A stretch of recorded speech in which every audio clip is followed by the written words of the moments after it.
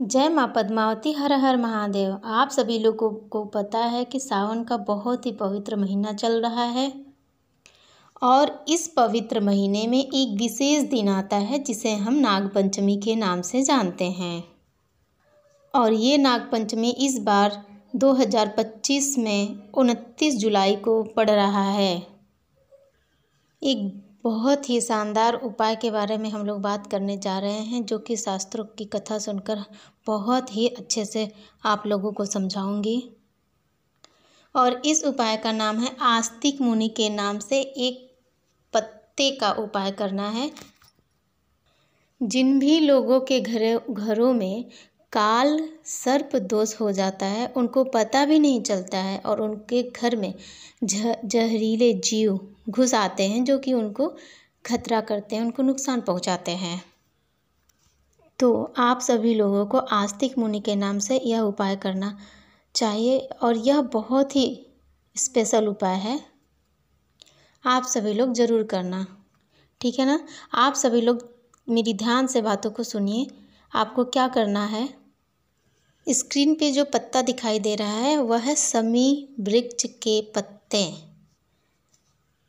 शास्त्रों में इस उपाय के बारे में बहुत अच्छे से समझाया गया है। क्या करना है, आप सभी लोगों को समी के वृक्ष के 7 पत्ते तोड़ लेना है। यदि 7 पत्ते की व्यवस्था नहीं हो पाती है तो 3 पत्ते भी ले सकते हैं और इसको लेके किसी भी शिवालय में चले जाइए। इन 7 समी के पत्ते को एक एक करके शिवलिंग पर अर्पण करें और उनसे विनती करें, उनसे प्रार्थना करें, हे भोलेनाथ, हे महादेव, हे कालों के काल महाकाल, हम इन समी के वृक्ष के पत्तों को आपके ऊपर समर्पित कर रहे हैं। आप इसे स्वीकार करें और आपने जितने भी समी के पत्ते को चढ़ाया है उसमें से एक समी के पत्ते को उठा लेंगे। चाहे आपने 3 चढ़ाए हों, चाहे 5 चढ़ाए हों, चाहे 7 चढ़ाए हों, चाहे 11 चढ़ाए हों, जितने भी चढ़ाए हों उसमें से एक समी का पत्ता आपको उठा लेना है। समी के पत्ते को शिवलिंग से उठाने के बाद अपने हाथ पे 11 दाने काले तिल के लेने हैं। 11 दाने आपको गिन के ही लेने हैं, इससे ज़्यादा भी नहीं लेना है, इससे कम भी नहीं लेना है।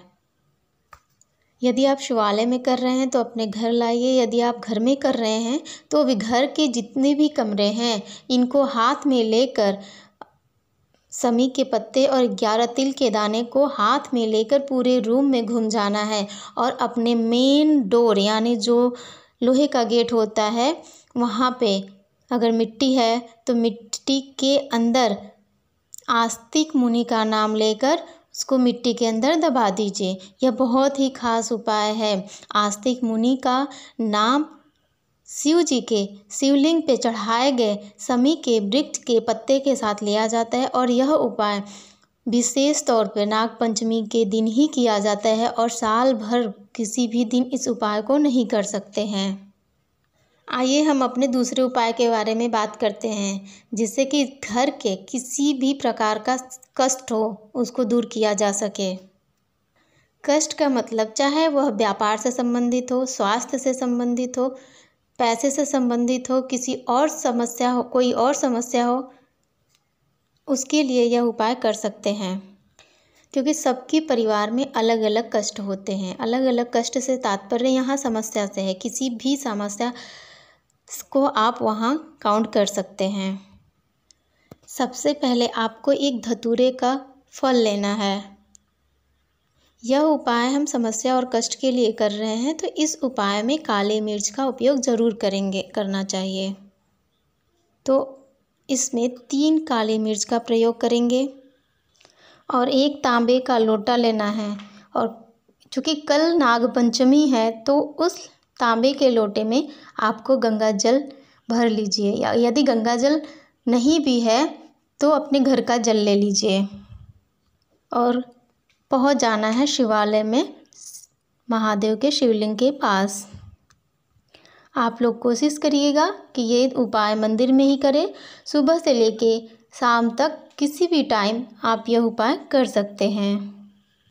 सबसे पहला काम, जो आप धतूरा ले गए हैं वह महादेव के शिवलिंग के ऊपर चढ़ाना है और जो 1 लोटा जल ले गए हैं वह उस धतूरे के ऊपर चढ़ाना है और जल की धार बहुत धीमी गति से होनी चाहिए। जल गिराते समय कुंदकेश्वर महादेव का ध्यान करते हुए उनसे विनती करेंगे, उनसे प्रार्थना करेंगे। इस बात का ध्यान रहे कि जब हम कष्टों के लिए उपाय करते हैं, धतूरा चढ़ाते हैं, आंकड़े का पुष्प चढ़ाते हैं, आंकड़े का पत्ता चढ़ाते हैं या कोई भी कनेल का फूल चढ़ाते हैं, कुछ भी ऐसी जहरीली वस्तु चढ़ाते हैं जो हम कष्टों के निवारण के लिए, तो महादेव के शिवलिंग से जो जल की धार बहती है उसका आचमन नहीं करना चाहिए, क्योंकि हम अपने कष्टों को महादेव के चरणों में समर्पित कर रहे हैं। न उसको आँखों पे लगाना चाहिए, न मस्तक पे लगाना चाहिए। उनसे प्रार्थना करना चाहिए कि हे महादेव, हे कालों के काल महाकाल, हम अपने जीवन के सभी दुखों को, सभी कष्टों को आपको समर्पित कर रहे हैं।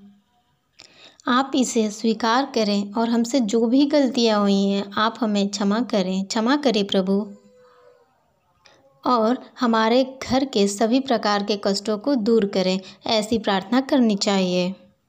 और लास्ट में आपने जो 3 काली मिर्च ली है उसे आस्तिक मुनि का नाम लेकर माता अशोक सुंदरी, जो महादेव की सबसे छोटी और सबसे प्रिय पुत्री है, उनको समर्पित करना है, जिससे आपके परिवार में किसी भी प्रकार का